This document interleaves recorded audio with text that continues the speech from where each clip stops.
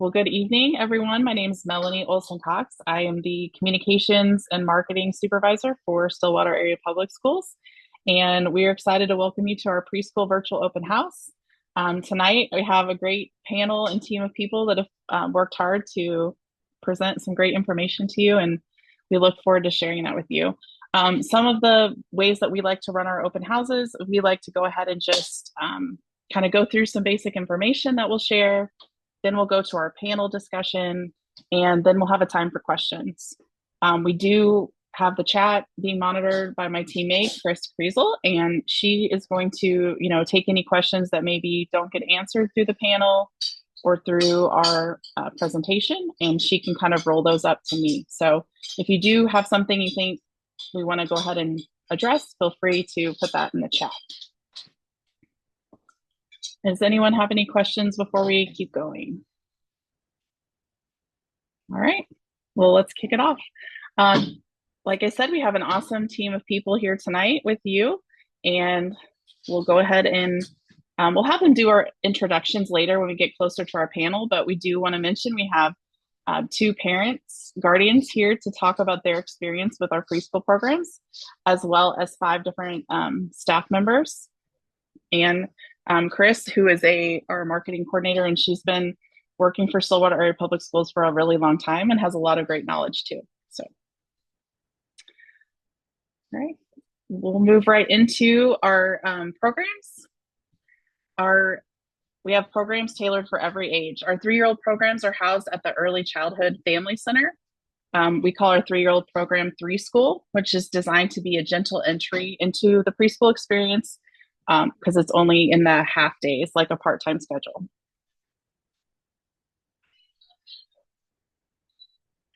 We also have a program for 4-year-olds, and this one, once they hit age 4, they have the option to remain at the Early Childhood Family Center or have preschool out of one of the elementary schools. So 4-year-olds have both half-day and full-day sessions. The full-day option is a great way to mirror like the big school, what they'll be doing once they be ready for kindergarten. It also follows the exact same schedule for the K through 5, which is currently 7:45 a.m. to 2:15 p.m.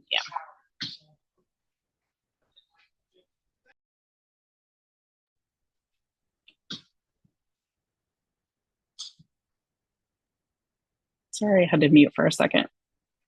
Some of my family is being loud. So it's really important that as you think about what will work for your family, you have these different options. The Early Childhood Family Center for ages 3 and 4 is an option, or the neighborhood elementary school for your 4-year-old.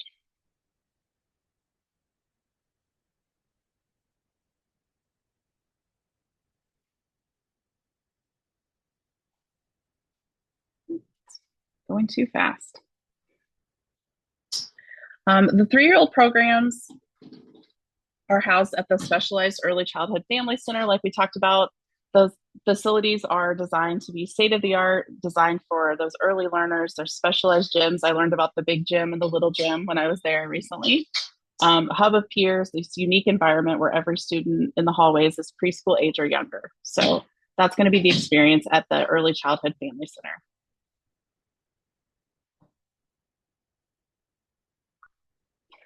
For the neighborhood elementary for 4-year-olds, we like to think of this as the front door to the K through 5 experience. They'll start their journey in the building where they'll stay through 5th grade.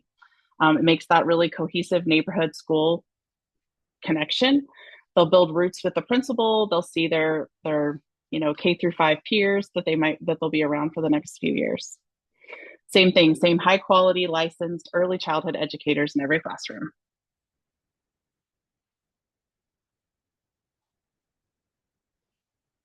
The fun part, the typical day. Preschool is so fun. I love to talk about it. Purposeful play and discovery. So here are some of the things that'll happen during a typical day. The daily schedule is built and structured to give them a mix of playful exploration as well as teacher-guided instruction.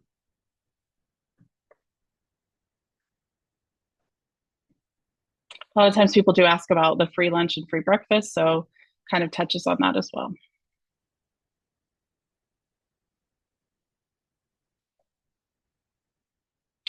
And of course, why choose us? We'll talk about this more and you'll hear more from our great panel about all the reasons why our programs are amazing. But we definitely are focused on being an inclusive school and providing that foundation of belonging where every child is seen and valued. And licensed experts, we have amazing teachers and trained assistants who specialize in early childhood. It's very important. And kindergarten ready. Our curriculum is specifically aligned with Stillwater Elementary Schools for that seamless experience. I know a lot of parents, and maybe we'll hear from the panel, that like helps them kind of understand what they'll be, you know, expected of when they're in kindergarten. All right, some questions that usually come up when we're talking about preschool and the programming is about Adventure Club. Adventure Clubs are fee-based before and after school program, and it is available for pre-K through grade 5. It's available Monday through Friday at the elementary school locations. We don't offer it at the Early Childhood Family Center. One thing we did this year was we prioritized reserving some spots for preschoolers. We'd heard in the past that it had been hard to get into the Adventure Club. So this year we do have some specific priority given and some spots reserved for families that may need that before and after school care.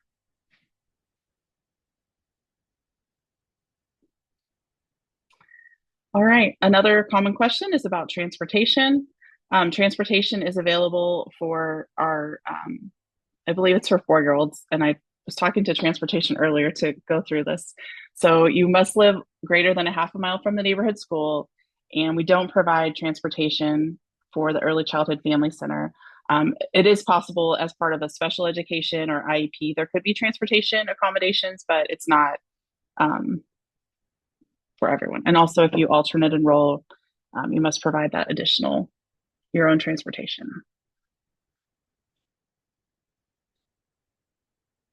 And I think that this is the thing I think first time, especially preschool parents commonly worry about.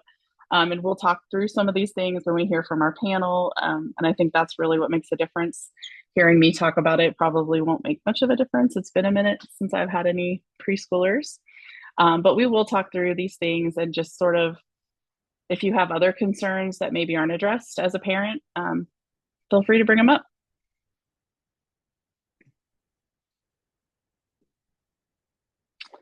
All right. I know I went pretty quickly. We can definitely make this information available to you, but I think the bulk of our evening will be the highlight of talking and hearing from families and teachers and our trained staff. So let's go ahead and do our introductions.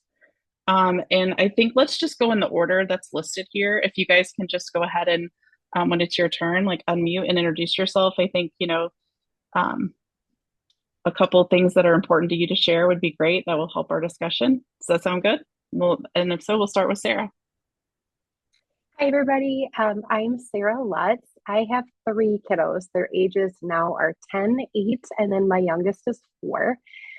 All 3 of our kids have gone to preschool through Stillwater Area Public Schools, and actually in different locations because we've moved a few times over the last like 5, 6 years. But I think one of my big takeaways is I have 3 kids who are all very, very, very different, and they've all had remarkably positive experiences. So looking forward to chatting more about that. Cole Flackey. I have 2 boys in the Stillwater School District. One is 8 in 3rd grade, and then I have a 6-year-old in kindergarten. And we had, my oldest went to preschool at Lake Elmo with Miss Jen. And then my youngest went to preschool at Rutherford. And so, yeah, we had a great experience at both places, and I'm just excited to be here and talk more about it.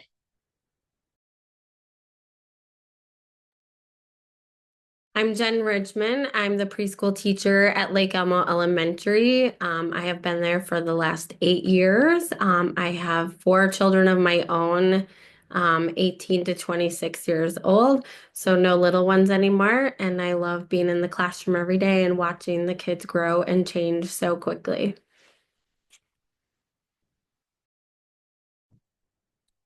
Hi, I'm Carrie Thielander, and I'm a pre-K teacher, so 4 and 5-year-olds at the Early Childhood Family Center.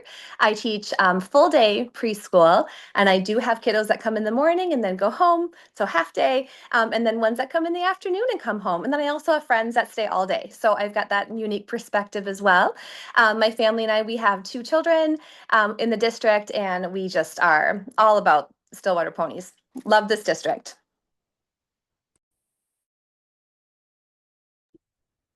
Good evening, everyone. I'm Amy Berge. I am the administrator for all the programming with regard to early childhood for the Stillwater area public schools.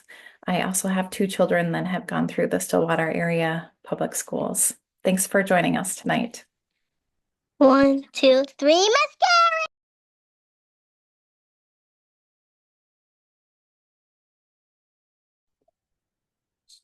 Oh, hello, I'm Shannon DeVos. I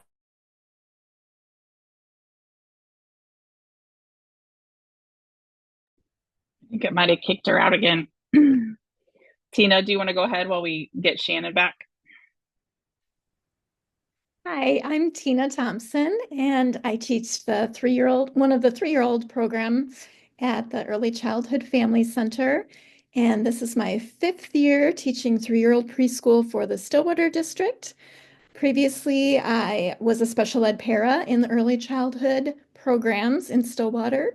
And before that, before my family moved to this area, I taught 3-year-old preschool for a number of years for the Red Wing School District. So it is definitely a favorite age group for me to teach. I absolutely love that first school experience and just their excitement to explore and learn new things. It's just very fun every day. Awesome. And I think we got Shannon back. Shannon, if you're there, we're ready for your intro.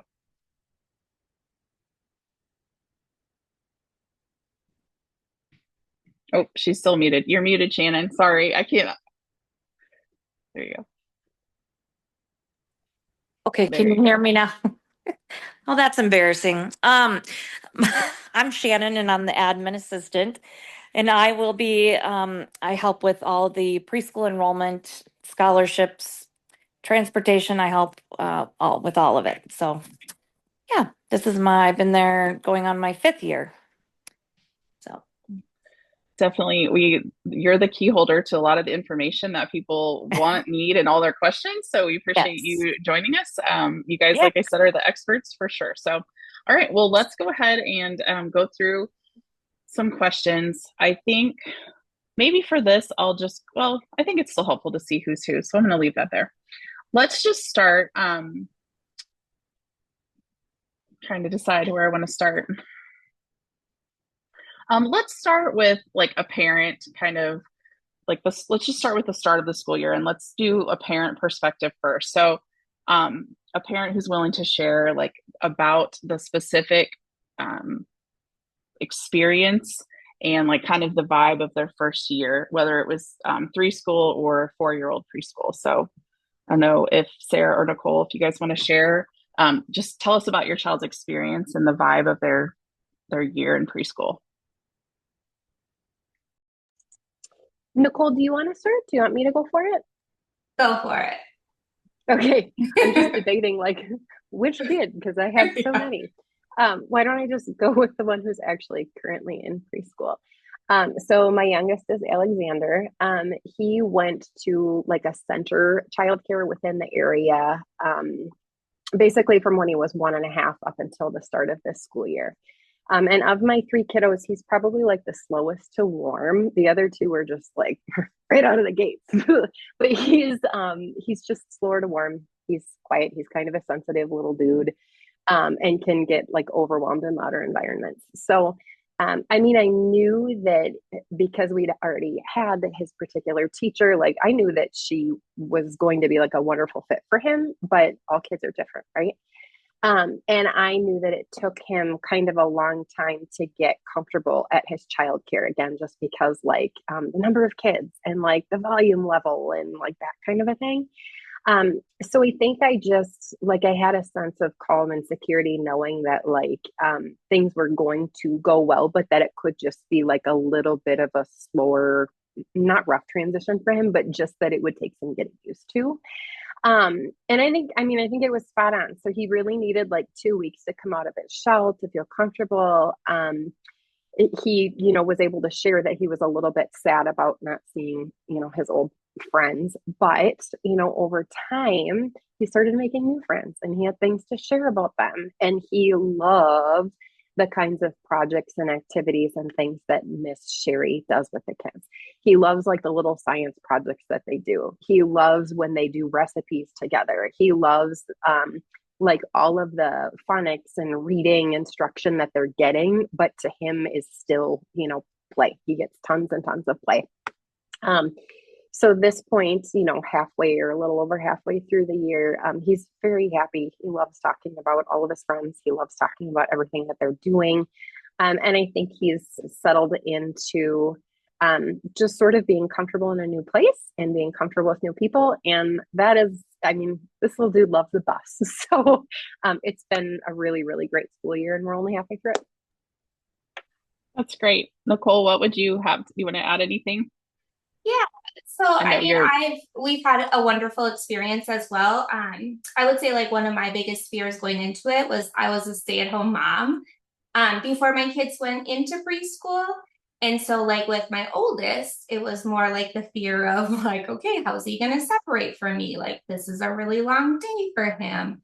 And we also had the uniqueness that he didn't turn 4 until August 31st. So he turned 4 the day before the cutoff. But overall, like my husband and I were like, gosh, we really think he's ready for preschool. Like we're going to send him, even though he looks like a baby. And like I said, he had Miss Jen at Lake Elmo, and it was like the best experience ever for us because we really didn't know how it would go or if we were making a mistake by sending him so early. But we just trusted that the teachers would like meet him where he was at. And that's exactly what happened. And then with our youngest, he was the opposite. His birthday was September 3rd. So he was like the oldest going into preschool. So we kind of got to see both sides of it. But I would say that was like my biggest fear as a parent was just trying to figure out that cutoff, which I know a lot of parents think about when they have those summer birthdays. So I would say overall, like it was a great experience with both kids.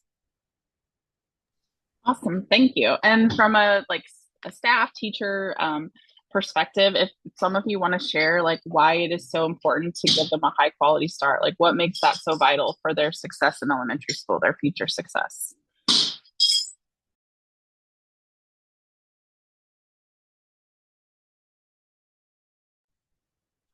I'm open to whoever wants to answer that one. If you want me to call in someone like a teacher, I will. But I don't know, Amy, is that something you'd want to address? Like why Stillwater preschools would provide that high quality start?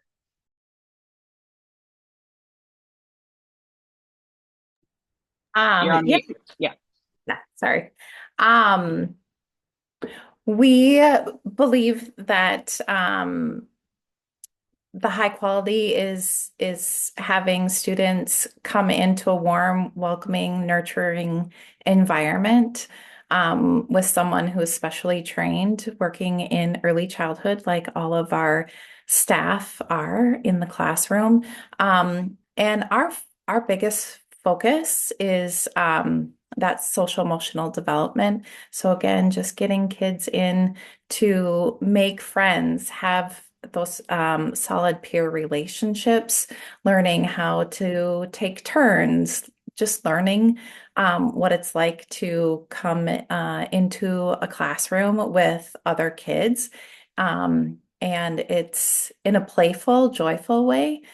Because again, our program is play-based, so a majority of their day they're engaged in purposeful play, and everything is intentional, set up by the teachers, and everything that we do is developmentally appropriate for our students' age. And we also know how to individualize for each of our students. It's super important that our teachers develop strong relationships with their students to really get to know them, to get their interests.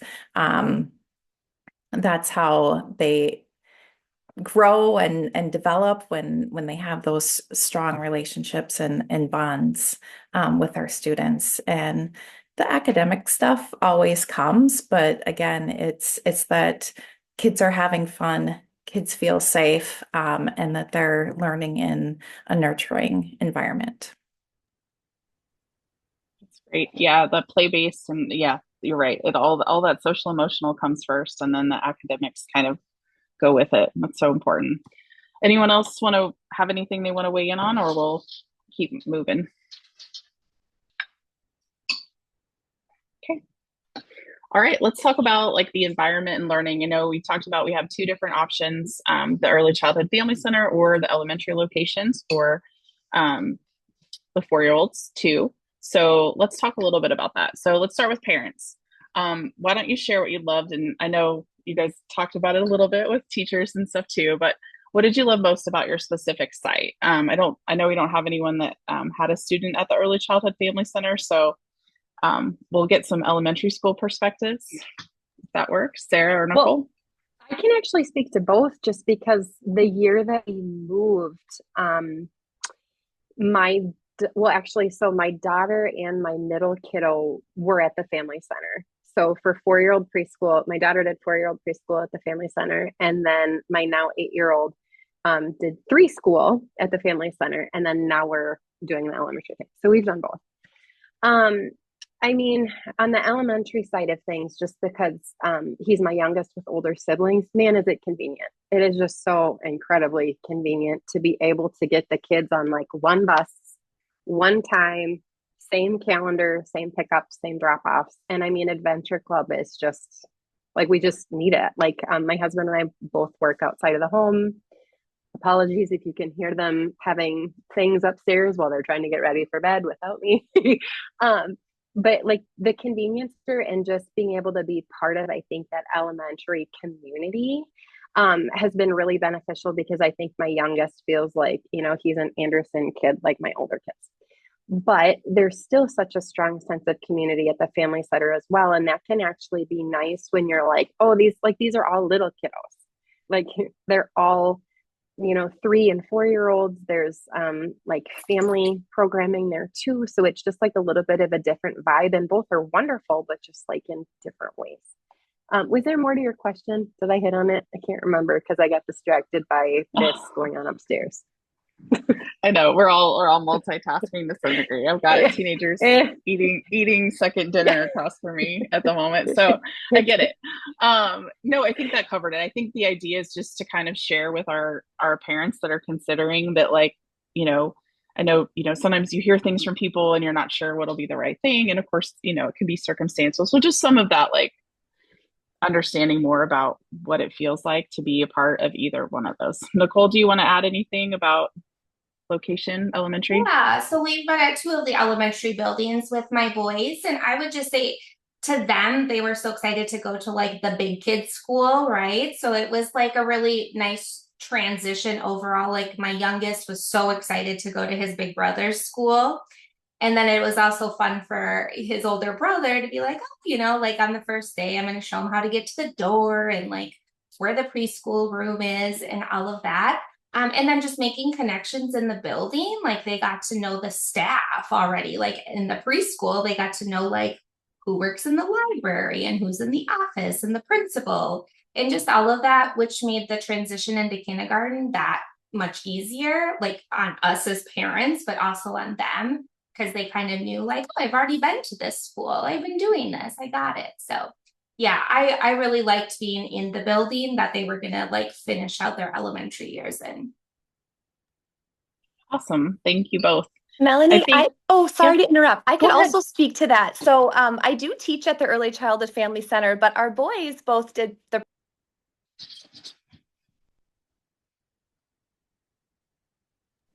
there we go.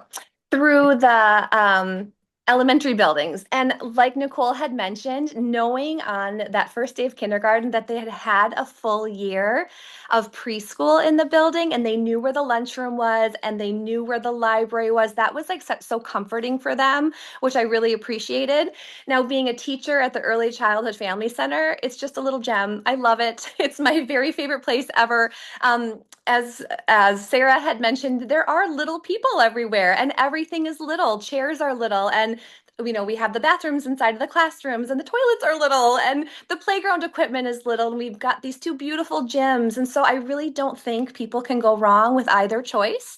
I think they're both really special in their own way, but I think what unifies both of them is that the staff is so loving and so caring and we just have fun. And I can attest to all pre-K teachers and preschool teachers saying the same thing. We just have so much fun every day, which I think is the most important part. That's so awesome. And thank you so much for weighing in. That's awesome to hear. So great. All right, let's go ahead and hear from maybe like Jen or Carrie again or Tina, but like why don't you guys share, more about that purposeful play and then kind of how that builds on like literacy or math or, kind of that academic portion. If anyone wants to share specifics. Sure, I can jump in. So as we've all said, we like to try to do everything through play, a lot of learning through play. We use a ton of multi-sensory hands-on activities with math and literacy activities, like writing in sand, making letters with Play-Doh, using magnetic boards, all the kind of different things. Drawing in shaving cream, like anything that gets all of that multi-sensory piece in there as well. And we just do learning during transition time, songs and activities, large group time, small group time, and just having those science experiments and STEM activities and all of that fun things that really just help to engage them and broaden their thinking and be inquisitive about learning and through all the play stuff. Awesome. Thank you so much, Jen. Anybody else want to weigh in on that one? I don't know if Carrie I or will. Tina? Sure. Yeah. We, as a preschool team, we often share ideas, which is great. We met yesterday, of course, for our PD, and we had this opportunity to be like, we're all teaching, the same thing, but it's so fun to see how everyone does it a little different. And I think that's what's so great about the preschool and pre-K team here is that we all come with different experiences, but we have great ideas. And our kiddos really don't know that it never feels like tricky for them during the day because like Jen had mentioned, we play all day and we have fun, but we are learning the entire time, which is pretty special to be able to do both things. Awesome. Anyone else? Okay, we'll keep going. And if you change your mind, feel free to speak up. Let's talk a little bit about, we've heard a lot about relationships, how awesome teachers are and how, building relationships, whether it's at the school or the ECFC has been just kind of an integral part of this entire experience.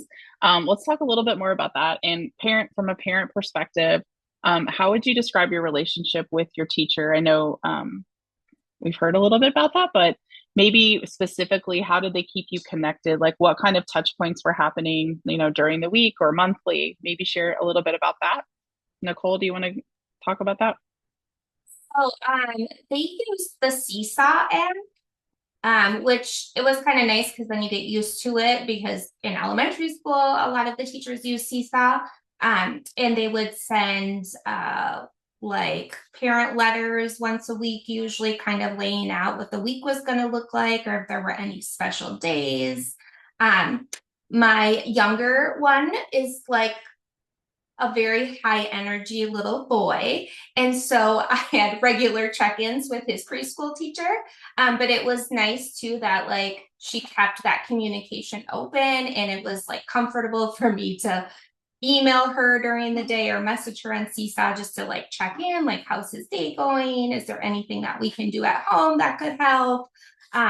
So just like the line of communication was always open. And as a parent, I never felt like I was like bothering her, nagging her to just like check in, right? Because we're on the same team and we need to be doing the same things at home and at school. But yeah, I felt like they did a great job, like communicating, whether that be through those parent handouts that they sent out or through the Seesaw app. Awesome. How about you, Sarah? What was communication like? I mean, honestly, it feels like a partnership. So, Sherry Berg is the preschool teacher at Anderson. And like just when we were starting this meeting, I got the little push notification from Seesaw, and it's pictures of them doing popcorn science. So we investigated what makes popcorn pop. We made popcorn on the cob, we air popped corn and microwave corn, and then they did like a vote on which one do they like best and like did math that way. So I mean, like my kid thinks they're just like I get it. They're doing math, they're sharing opinions, they're doing the science, but he's like, yeah, we're eating popcorn. Like it's fun, right? But on the communication front, Sherry and I have communicated in a number of different ways. Like the Seesaw app is like the quick go-to if I'm like, oh my gosh, I don't think he brought mittens today. Should I drop some off? Do you have backups? But then like she'll email if there's something that's a little bit more like personal than that. Or she also knows that sometimes email is just the best way to get a hold of me. But then when we do like conferences, that's a great time to like sit down and talk together. And she's always more than happy to take like a phone call or just whatever. But it really truly feels like a partnership because she always wants to know um, like what I think or what my take is on something. And it just feels like we have a really beautiful back and forth. And she taught my 8-year-old as well. So it's not like I'm just meeting her for the first time over the last few months, but it's just easy. Like the communication is just easy. Awesome. All right. I think it'd be great to hear a little bit more. I know, our district is a very inclusive district. I think it'd be great to hear a little bit from teachers about how we support children that may have IEPs or different needs in the classroom. Does anyone want to talk a little bit about that?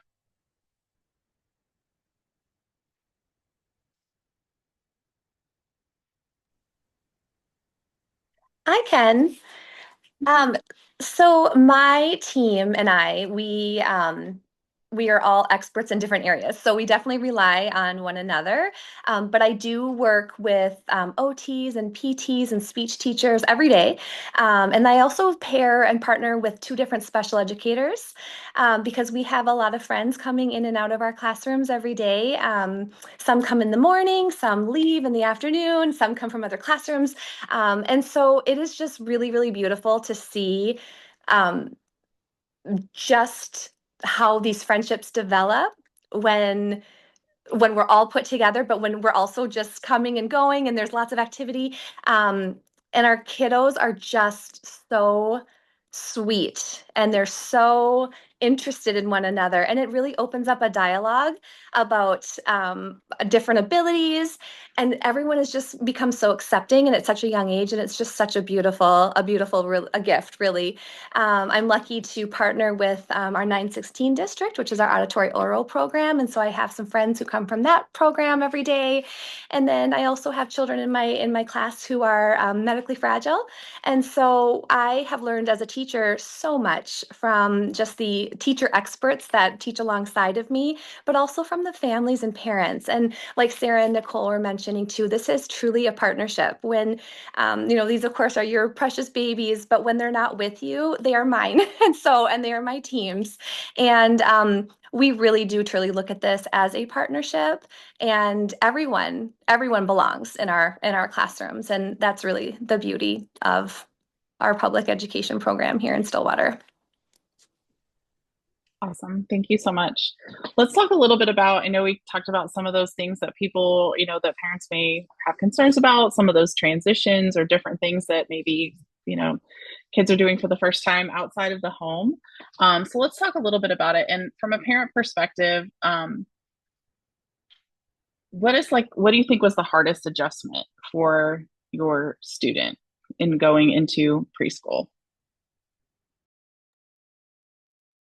Um, I'll just speak for like my boys. I think the hardest adjustment was that they were not in daycare before they went into preschool. So it was more of them just being really tired, right? For a while, especially like the first couple months of school were exhausting on their little bodies. But they adjusted really well to it. And I think a lot of it comes down to like how you like talk about school and how you prepare them for school. Kids feed off of our energy. So if we're like freaking out, I feel like that transfers over to them and then they might be more scared or more anxious. But if we kind of just like stay calm about it and just kind of prepare them the best we can by like reading books about school and practice doing some of our own, like putting on our own shoes or putting on our coats. Those simple things that we can do as parents just to help them be more successful when they start school and they feel more confident and prepared. But I also think kids just are very resilient and they surprise us. So sometimes as a parent, it's scarier for us. And then, you know, a month into school, we're like, oh, this, like, why was that freaking out? So yeah, there's a lot you can do, but also like trying to keep our nerves calmed and know that they're going to do great.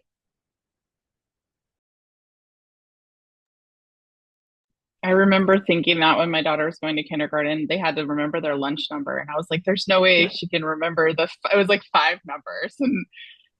And she did, you know, it was fine. So it's just funny how it definitely was me that was my first one. And then from there on, I was like, yeah, they got it figured out.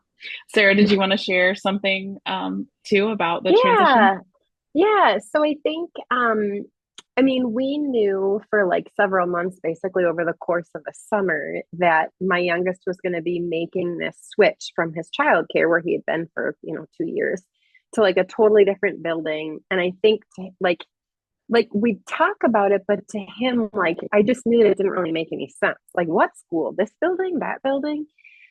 So we went to like just play on the playground at his new building so that at least he could like connect an actual physical place to this thing that we were talking about.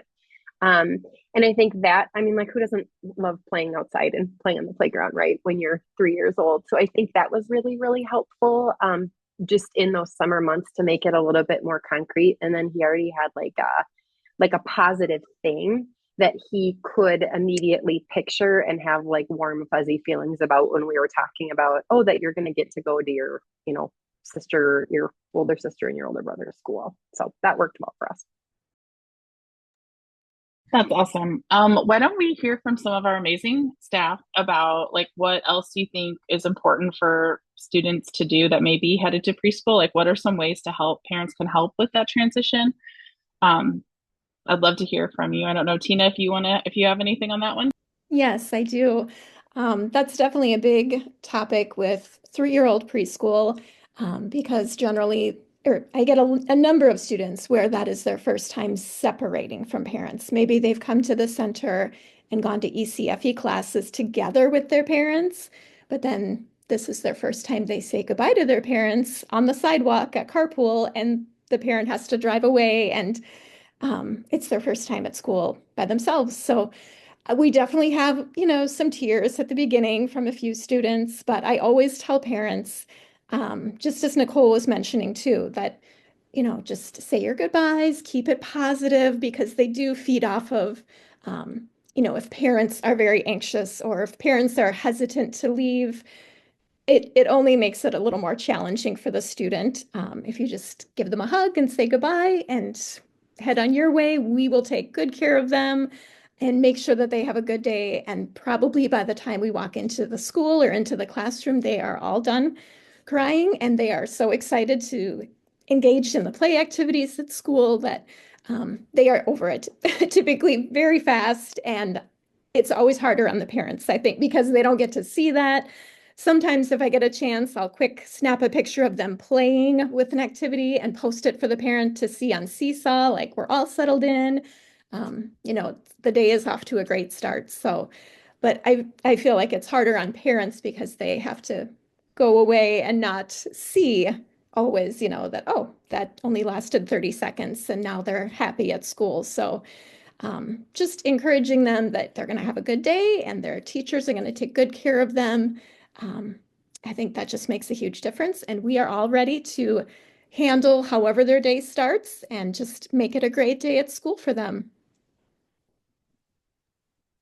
That's I would awesome. second the things that Tina is saying as well. Even in the elementary buildings, sometimes those drop-offs in the beginning of the year can be a little tricky with having to hop out of a car and go right to your teachers, and things like that. But again, sometimes even those really dramatic separations, as soon as we get them into the classrooms, they get interested in other things right away and very quickly manage those big emotions. And sometimes for some kids, like you said, some of the parents, that can take a little bit of time for them to be coming in each morning, but they become independent and quick to adjust to the new schedules and things. And we help support them in any way that they need for drop-offs. And again, even if that means like taking them from your arms and carrying them over, to get them in and everything, they always really quick. And I like to do the same as Tina too, if that's the situation, to kind of get that quick, like a little snapshot picture or send a quick seesaw message and say like, hey, just an FYI, I know this morning was a really hard drop up, but they're doing great, and stuff and everything like that too.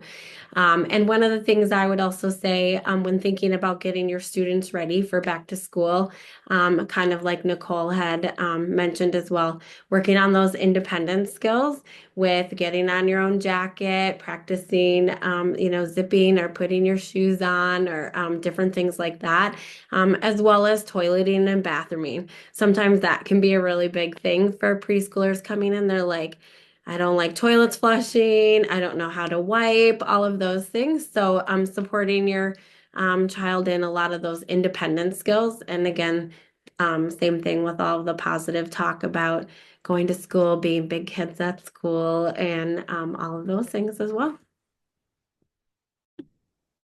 Thank you all so much for sharing. I think, Chris, I feel like maybe we should kind of keep going and review and then keep all of our experts here for maybe some Q&A. Do we have some questions that we can get to after we finish this? Most of the questions we're answering right in the chat. Some of them are very specific to the individuals, but some are more generic. Okay. Well, why don't we, I will kind of go through this, and then of course I have lots more questions we can ask too to finish up our time. So we'll maybe just take some here at the end and see what else. And of course, before I move on, I always like to check, does anyone else have anything that you really feel is important that I didn't ask or talk about? We're going to get to some of the logistics of the lottery and how that works. And but if there's anyone else, I don't want to move forward without checking in. Miss Carrie, have something? You got on mute. Oh, you're right. Sorry about that. Thank you. I would just like to say too that we give a lot of grace. We know that this is a big transition for not only your little learner, but for you as well. And just know that they are coming to a warm, welcoming place. And preschool and pre-K teachers are really good at distractions. I mean, we come up with like, can you hold my bag? And pretty soon there's a job to be had, and we just are able to move on really quickly. So I just know that there's a lot of grace given and a lot of check-ins, and we know it's hard, and we understand. So we definitely want to partner, but we're just loving you guys up too, because we know it's tricky. That's awesome. Definitely remember that reassurance. And I can remember very vividly, my youngest is 12, and still remember very vividly like those, transition times. It's a big deal. So, all right, let's keep going here and talk about the registration process and kind of how that works. And this is where I know I'm not the expert, so feel free, Chris or Amy, if I don't get it quite right. I'm still learning too. For preschool, we do use a tiered lottery system. We try to make it that way so everyone has an equal chance of having their child accepted in the program. The window started today, and again, because it's a tiered lottery, it doesn't mean that it doesn't have to be time stamped. So you don't have to rush and do this right now. You have until February 1st at 7 p.m. and you should have the link, and we can make sure you have all that information. But it goes through these tiers. And then you can kind of see how we prioritize that information. Know if there's anything else that we want to say about the tiered lottery system. Chris or Amy, anything else that I've okay.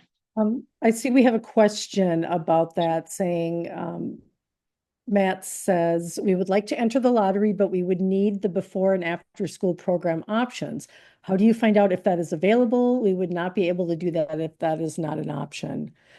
Shannon, I don't know if you want to talk about the process. So they fill out the lottery form, and we will do the lottery, and then mid-February they will be notified if they got a spot. During the lottery form, are you asked if you need before and after school care?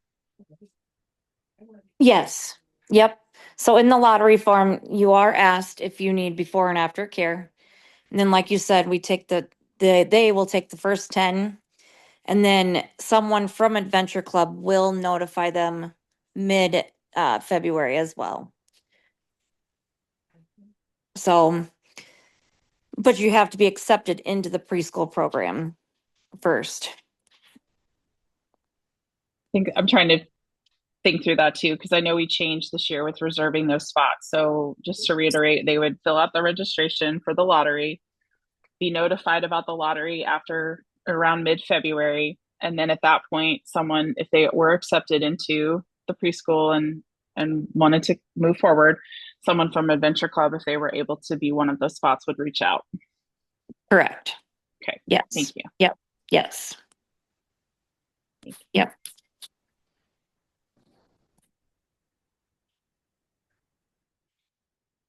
All right, a couple other important things to talk about. I know we talked about this a lot with our kindergarten too, but at about 3.5 is a great time to do the early childhood screening, and you can sign up online. It's a really easy calendar system that tells you when the spots are open for those childhood screenings, and we do that for everybody. Other things you can do. About what the screening is for people that are unfamiliar. Yes. Amy, do you want to mention the importance of childhood screening or anybody in that program? Sure. Yes, so it's mandated by the state of Minnesota that all students go through early childhood screening prior to kindergarten. It's best to have your child screened around 3.5. It's a very simple process to set up to get an appointment. You can do that online through our website. It takes about 45 minutes. There are some forms that families fill out. And then the day of your screening, you come in and you meet with one of our screeners. They do some quick, easy assessments with the child, have some conversations with a caregiver. And that pretty much checks off the list for screening. What are some specific things like? Is it like a hearing test, vision? Yeah, good question. Yes, so there is vision and hearing, and there are some social emotional behavioral checklists that the parents, a developmental checklist that the parents fill out, some fine motor, some very basic cognitive tasks. Shannon, am I missing anything? No, the only thing I was going to say is if they are in our preschool program, they will have 90 days to complete the screening. It is required. So, but no, I think you hit on all of them. Awesome. But again, it's ideal to do it early. So if there are issues that are brought up, we can address those. Absolutely. Yeah. Okay. Also, just an important part of the lottery registration, you don't need to have immunization records when you fill out that form. But if you do receive a lottery spot and you do decide to register, enroll in preschool, you will need immunization records during that registration process. So kind of just making sure things are up to date or scheduling any well child visits is good. And then this summer there'll be a preschool orientation. So something else to look forward to.